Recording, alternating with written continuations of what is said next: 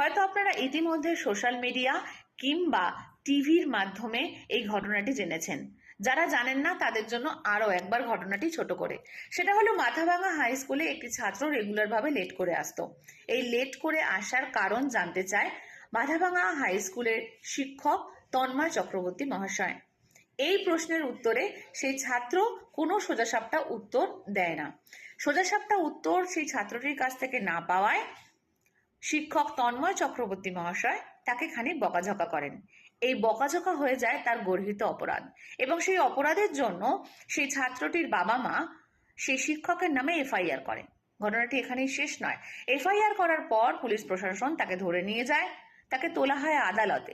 কিন্তু আদালতে যা ঘটলো তা সমস্ত শিক্ষক সম্প্রদায়, ছাত্র সম্প্রদায় এবং অভিভাবক সম্প্রদায়কে অভিভূত করে ফেলল।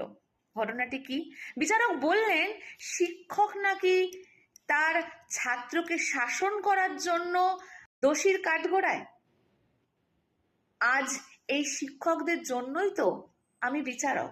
অর্থাৎ তিনি এই ছোট্ট কথাটির মাধ্যমে বোঝাতে চাইলেন, যদি শিক্ষকরা শুধুমাত্র পাসিং মার্কস, ভালো মার্কস এইটার পেছনেই শুধু আমাদেরকে দৌড় করাতেন, তারা যদি আমাদেরকে জীবনের শিক্ষা না দিতেন, তারা যদি আমাদেরকে সেই সময় কতটা বেশি করে ভালো করে পড়তে হবে এই বিষয়ে আমাদেরকে বকাঝকা না করে আমাদেরকে এগিয়ে না দিতেন, এগোনোর পথে ঠেলে না দিতেন, তাহলে হয়তো আজকে আমরা এখানে থাকতে পারতাম না। আজ হয়তো ওনার বিচারক হওয়া হতো না এবং আরো অনেকের অনেক কিছু হওয়া হতো না। ফলে একজন শিক্ষকের শাসন করা মানায়, কারণ শিক্ষক তো ছাত্রকে গড়ে তোলে, শিক্ষক তো ছাত্রকে তার মানুষ জন্মকে সার্থকভাবে গড়ে তুলতে সাহায্য করে। আমরা কথায় জানি শিক্ষক হলো মানুষ তৈরির কারখানার মূল কারিগর।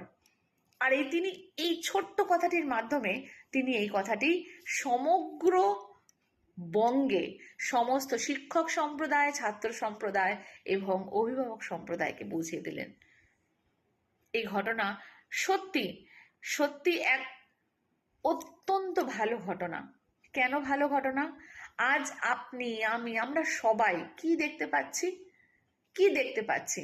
অভিভাবকরা ভীষণভাবে শিক্ষক কিভাবে কথা বলবে তার বাচ্চার সঙ্গে সেটা নিয়ে এত বেশি চিন্তিত এবং এত বেশি ভাবিত, তারা শিক্ষককে একটা যন্ত্র মনে করে।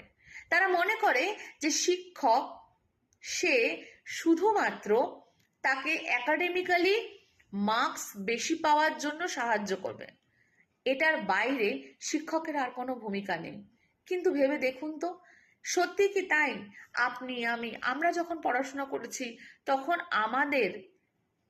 আমাদের শিক্ষক শিক্ষিকারা অঙ্ক, ভূগোল, বাংলা, ইতিহাস, উঁচু ক্লাসে কোনো অনার্স কিংবা আইনি কিংবা আরো অন্যান্য ডাক্তারি এই সমস্ত বিষয়ের সাথে সাথে মানবিকতা শিখিয়েছেন, ভালো আর মন্দের মধ্যে ফারাক করতে শিখিয়েছেন, ন্যায় আর অন্যায়ের মধ্যে কোনটাকে বেছে নিতে হয় আর কেন বেছে নিতে হয় শিখিয়েছেন।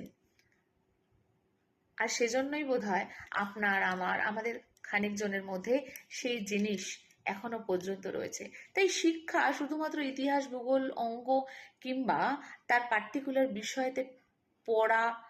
বিষয় নিয়ে পড়ার মার্কসের উপর ডিপেন্ড করে না।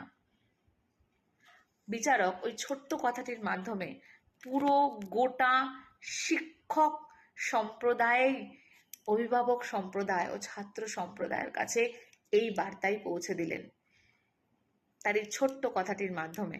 ফলে যখন ওই শিক্ষক আদালত থেকে বেরোলেন, তার সঙ্গে তার এই ঘটনায় সহমর্মিতা প্রকাশ করলেন তার সমস্ত কলিগরা, এবং অর্থাৎ অন্যান্য শিক্ষক শিক্ষিকারাও বললেন যে সত্যি আমাদেরকে কিন্তু সরকারের উচিত যে ছাত্রদেরকে শাসন করার দায়িত্ব দেওয়া, শাসন করার সুযোগ দেওয়া। শুধু মিষ্টি কথায় বর্তমানে ছাত্রছাত্রীরা কখনোই সেই দিকে ভালো পড়াশোনার দিকে এগিয়ে যায় না। তাই কিছুটা শাসনের প্রয়োজন আছে।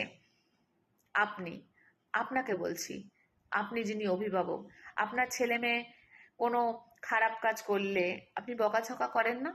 তাহলে শিক্ষক যে কিনা আপনার বাচ্চাটিকে শুধু একাডেমিক্যালি নয়, ভালো করে গড়ে তুলতে চাইছে, তার শাসনের ভারতও খানিকটা আপনাকে সেই শিক্ষকের হাতে দিতে হবে, সেই সুযোগ তো আপনাকে দিতে হবে।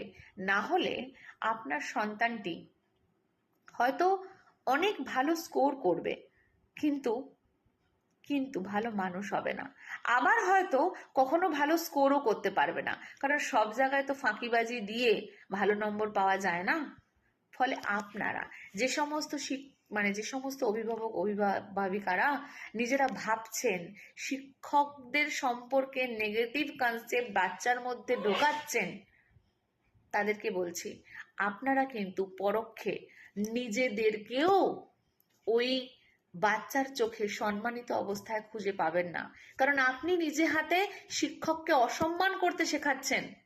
কোথা থেকে পাবেন আপনারা সম্মান ভেবে দেখেছেন কি?